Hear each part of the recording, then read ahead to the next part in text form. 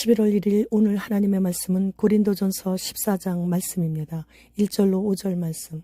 사랑을 추구하며 신령한 것들을 사모하되 특별히 예언을 하려고 하라. 방언을 말하는 자는 사람에게 하지 아니하고 하나님께 하나니 이는 알아듣는 자가 없고 영으로 비밀을 말함이라. 그러나 예언하는 자는 사람에게 말하여 덕을 세우며 권면하며 위로하는 것이요 방언을 말하는 자는 자기의 덕을 세우고 예언하는 자는 교회의 덕을 세우나니 나는 너희가 다 방언 말하기를 원하나 특별히 예언하기를 원하노라. 만일 방언을 말하는 자가 통역하여 교회의 덕을 세우지 아니하면 예언하는 자만 못하니라. 본장에서 사도 바울은 교회의 덕을 세우기 위해 방언과 예언을 사용하라고 했습니다. 그러나 방언은 자신에게만 유익하기에 교회의 덕이 되는 예언보다 방언을 낮게 여겼습니다. 방언은 각 나라 사람들이 사용하는 언어를 지칭하거나 성령님의 은사를 받은 성도가 하는 언어를 말하는데, 방언 기도는 하나님과 영적 관계를 가능하게 하고는 있지만 사람의 언어 체계로 이해할 수 없기에 그 한계가 있어 마음으로는 자신도 이해하지 못하기에 열매를 맺지 못한다고 말씀하시는 거예요. 알아듣지 못하는 것은 말이 아닌 영으로 신비스러운 것들을 말하기 때문이며, 알아들으려면 반드시 해석이 있어야만 자신과 교회에 유익이 된다는 말씀이시죠. 따라서 방언은 다른 사람들에게 유익이 되고 교회의 덕을 세우는 것이 되어야만 하는데, 아무도 알아듣지 못하는 것은 방언의 가치가 높은 것이 아님을 입증해 주는 거예요. 그렇기 때문에 방언은 그 나름대로 좋은 것이긴 하지만 사람에게는 아무런 유익이 없습니다. 그래서 사도 바울은 예언하기를 간절히 바라라고 권면하는 이유가 방언과 비교했을 때 교회에 덕을 끼치기 때문이었죠. 방언은 사람들에게 말하지 않고 하나님께만 말씀드리는 것이기에 방언을 하는 자신에게만 덕을 세우지만, 교회의 덕을 세우는 예언은 하나님으로부터 최고의 은사라고까지 높이 평가를 했습니다. 예언을 통해 하나님의 사랑이 인간에게 알려졌기 때문이죠. 성경 말씀이 바로 하나님의 일들을 우리 인간들에게 알려주시는 예언서인 것입니다. 그러나 예언하는 사람은 방언과는 달리 사람에게 하나님의 메시지를 알아들을 수 있게 말하기 때문에 교회에 유익을 주는 것입니다. 바울 사도는 방언을 멸시하지 않고 오히려 방언의 중요성을 인정하고 장려하고 있습니다. 방언과 예언은 모두 하나님께서 주시는 것이므로 그 어느 것이나 무시되어서는 안 되죠. 다만 예언은 다른 사람들에게 덕을 세우기 때문에 해석이 없으면 전혀 알아듣지 못하는 방언보다 더 유익하다는 것을 강조하는 것이에요. 고린도 교인들은 방언의 은사만 최고로 여기며 방언을 말하는 자신들만 하나님과 직접 상대하는 특별한 최고 은사인 줄 알고 스스로 자만에 빠짐으로써 교회 안에 많은 혼란을 일으켰기 때문입니다. 만일 방언을 해석할 수 있다면 하나님께로부터 오는 메시지를 다른 사람들에게도 전달할 수 있기에 예언과 다를 바 없게 되죠. 따라서 방언을 하려면 자신도 알아듣고 다른 사람도 알아들을 수 있도록 해석이 덧붙여져야 한다는 것입니다. 아무도 알아들을 수 없도록 화음을 이루지 못하는 악기는 아무 쓸모없는 소리, 공해만 될 뿐이라는 말씀이에요. 방언하는 사람은 통변의 은사도 반드시 함께 받아야 하는데, 그러면 다른 사람들도 하나님의 메시지를 받을 수 있기에 예언과 동일하게 교회에 덕을 끼치게 되는 것이죠. 악기들의 목적이 아름다운 소리를 내는 것이라면 말하는 기능을 가진 혀는 분명한 의미를 가지는 소리로 교회에 유익한 메시지를 전해야 되는 것입니다. 악기들이 일정한 박자와 음정 등의 구분이 없으면 시끄러운 소리가 되며 분명한 신호도 보낼 수 없게 되기 때문이죠. 방언이란 언어를 말하는 기관인 혀를 의미하고 있기 때문이에요. 만일 혀가 분명한 말을 하지 않아 뜻 없는 소리만 낸다면 마치 허공을 치는 권투처럼 헛된 것이 되고 말 것이에요. 사람이 말하는 의미 있는 언어는 영향력이 크기 때문이죠.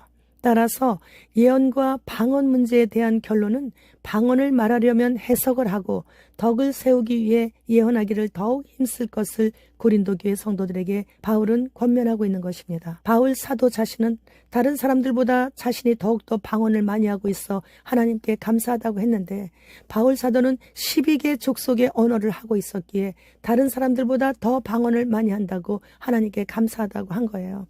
바울 사도가 말하는 방언은 다른 지역의 언어, 즉 방언을 말하고 있는 것입니다. 본장에서 바울 사도가 방언을 하기보다는 예언을 하기에 힘쓰라고 권면하는 것은 자신도 알아듣지 못하고 다른 사람들도 알아듣지 못하는 방언을 말하는 것은 처음 교회에 온 사람들, 즉 믿음의 확신이 아직 구원의 확신이 없는 자들에게는 알아듣지 못하는 방언을 말하게 된다면 정신 나갔나?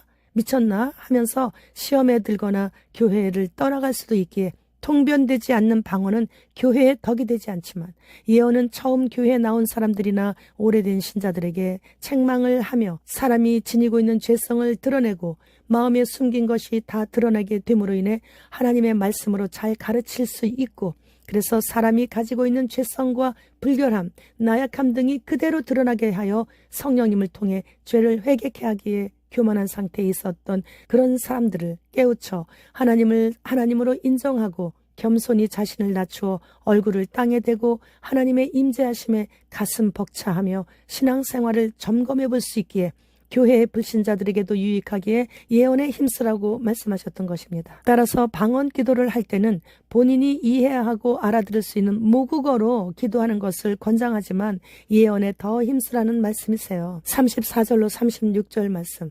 여자는 교회에서 잠잠하라. 그들에게는 말하는 것을 허락함이 없나니 율법에 이른 것 같이 오직 복종할 것이요 만일 무엇을 배우려거든 집에서 자기 남편에게 물을지니 여자가 교회에서 말하는 것은 부끄러운 것이라. 하나님의 말씀이 너희로부터 난 것이냐? 또는 너희에게만 임한 것이냐? 당시 교회의 일부 여자 성도들이 교회에서 너무 시끄럽게 수다를 떨며 덕스럽지 못한 행동을 했던 것이에요. 교회 일에도 사사건건 시비를 걸고 은사면에서도 지나치게 자만하여 교회의 덕을 세우지 못했었기에 바울 사도는 여자는 교회에서 잠잠하라고 했던 것이죠. 그리고 무엇이 궁금하거든 집에 가서 남편에게 물어보고 교회에서 이런저런 것들을 묻고 따지고 그렇게 하지 말라는 것이에요. 특히 고린도 교회 여자들이 이런 일들로 인해 문제를 많이 일으켰어요. 그래서 바울 사도는 여자들의 교회 일에 대해 활동을 제한시켰습니다. 여자들을 동등하게 인격적으로 대우를 하지 않아서가 아니고 남자나 여자나 동등한 인격을 소유하고 있고 동등한 인간적 고귀함을 가지고 있지만 하나님의 통치 질서 면에서는 남자에게 순종하도록 되어 있었는데 교회에서 여성도들이 자신들의 주장을 펴느라 교회가 시끄러웠던 것이에요. 본문에서 여자는 교회에서는 잠자코 있어라. 그런 말을 문자 그대로 받는다면 주일학교 교사, 찬양대, 그리고 여전도사, 여전도의 활동, 이 모든 활동을 여자는 교회에서 아무 일도 하지 못하게 되는 거예요. 따라서 남자에 비해 여자가 가치나 인격에 있어서 열등하다는 식으로 모독하는 것이 아니라 다만 직분상의 차이가 있다는 거죠. 이스라엘 남자들은 누구나 다 어려서부터 모세 오경을 암송을 합니다. 그래서 잘 알고 있습니다. 그런데 여자들은 잘 모르니까 교회에서 계속 물어보는 거예요. 그러다 보니 예배 질서도 없고 하니까 여자들은 잘 모르고 궁금한 것이 많은데 그런 것은 집에 가서 모세 오경에 대해 잘 알고 있는 남편에게 미리 물어보라는 거죠. 하나님께서는 남녀 구분 없이 동등하게 창조하셨습니다. 구약에서는 여선지자 드보라가 정치, 경제, 국방 다 책임졌죠. 바락 장군을 임명하고 선두로 내세우고 동행까지 하면서 전쟁까지 같이 따라 나가면서 지휘했어요. 여선지자 훌다를 통해 이스라엘의 왕이 행해야 할 일을 알게 해주셨고 신약에서도 빌립의 네 딸들에게 예언자 사역을 감당하게 하시는 등 고대나 현대나 변함없이 남녀 동등하게 하나님께서는 사용하고 계시는 거예요. 빌 게이의 실험실에서 생산되는 합성 가짜 육류가 터보암을 유발한다는 연구 발표가 나왔어요. 그러자 이탈리아는 가짜 고기 전면 금지를 내렸습니다. 그런데 미국의 바이든 행정부는 제품 승인에 더욱더 속도를 내고 있어요. 지금은 하나님께서 만드신 진짜 고기도 흰신을 신겨가지고 위험해서 못 먹죠. 빌게의 가짜 고기는 또 더 위험하죠. 구독자님의 정보인데 쌀 농사에 꼭 필요한 비료에 흰신 동물질을 첨가한다고 합니다. 이제는 밥 한 끼도 마음 편히 먹지 못하는 세상이라고 한탄을 하셨어요. 무슬림들이 대거 유입된 유럽의 마트는 계속 문을 닫고 있습니다. 마트에 들어와서 이것저것 다 뜯어먹고 그대로 놓고 뚜껑 따고 마시고 그리고 또 포도송이도 이리저리 보고 굵은 거 다 따먹고 그대로 놓고 또 다른 것들을 또 먹어보고 그대로 두고 이러고 나가요. 신고해도 경찰도 오지도 않아요. 프랑스 파리에 사는 어느 가정집의 배달원이 배를 눌렀어요. 문이 열리자 바로 3명의 무슬림들이 들어와서 주인을 마구 때리고 물건들을 다 챙겨 서서히 사라졌습니다. 이후에 신고해서 경찰이 와도 그들을 체포하려고 애쓰지 않습니다.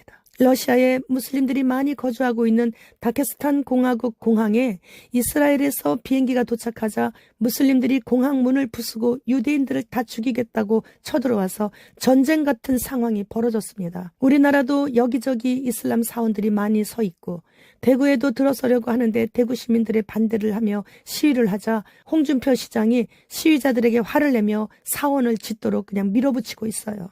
이번 정부에서도 현재 강력하게 추진하고 있는 할랄 산업이 결과적으로 과격한 무슬림들을 한국 땅으로 몰려들게 하는 것이죠. 그렇다면 조만간 우리나라도 유럽과 다를 바가 없게 될 것입니다. 무슬림들은 소수의 기독교인들 외에 모두 다 사탄을 섬기는 족속들이에요. 그들이 목숨 바쳐 알라를 부르며 죽을 수 있도록 충성하는 존재가 바로 알라라고 부르는 사탄 마귀인 것입니다. 하마스를 동정하며 무슬림들 편에 서는 자는 하나님의 대적의 편을 들고 있는 것이에요. 하마스의 아기들은 엄마 아빠를 부르기 시작하면서부터 알라를 부르고 하마스의 아기들은 태어나면서부터 알라를 위하여 사탄을 위하여 목숨을 바치는 세뇌를 당하여 어릴 때부터 자살 테러까지 감행하는 수준이에요. 그들은 태어나서부터 알라를 위하여 죽는 것을 가장 큰 영광으로 생각합니다. 이번 전쟁으로 인해 이스라엘과 하마스의 아이들의 피투성이로 죽은 영상들을 많이 보게 됐습니다. 하마스의 아이들은 무슬림이요, 이스라엘의 아이들은 무신론자들이요. 너무나 가슴 아프지만 이 아이들이 알라를 부르기 전에, 예수님을 증오하는 말을 하기 전에, 즉 우상 숭배를 하기 전에, 자범죄를 짓기 전에 데려가신 하나님께 이 아이들의 영혼을 간절히 부탁드리며 기도했습니다. 이제는 시간이 없기 때문이에요. 이 아이들이 커서 무엇을 할 수 있는 시간도 없기 때문이죠. 이 아이들에게 미래가 없기 때문이에요. 이제 주님 곧 오시기 때문이죠. 현재의 시리아는 예전에 가장 악랄하게 이스라엘을 괴롭히고 죽였던 아스르 족속들이에요. 유다인을 다 죽이려고 했던 하만 또한 아말렉 족속이고요. 고대로부터 현대에 이르기까지 이스라엘을 지구상에서 없애려고 벼르던 민족들은 다 무슬림들이에요. 사탄은 하나님이 미워서 이스라엘을 미워하는 거예요. 따라서 현재 일어나고 있는 이스라엘과 하마스 전쟁 상황을 육적인 눈으로만 보면 안 됩니다. 지금은 마지막 때예요. 영적인 눈을 가지고 바라볼 수 있어야 합니다. 잘못하다가는 사탄 편에 줄을 서게 되는 수가 있어요. 정신 똑바로 차리고 하나님의 뜻을 바라볼 수 있는 영적인 눈과 하나님의 말씀이 들려질 수 있는 귀 있는 자가 되어 하나님 편에 서는 그리스도의 군사들이 되어야 되는 것입니다. 지금 주님 오십니다. 주님 어서 오시옵소서. 마라나타.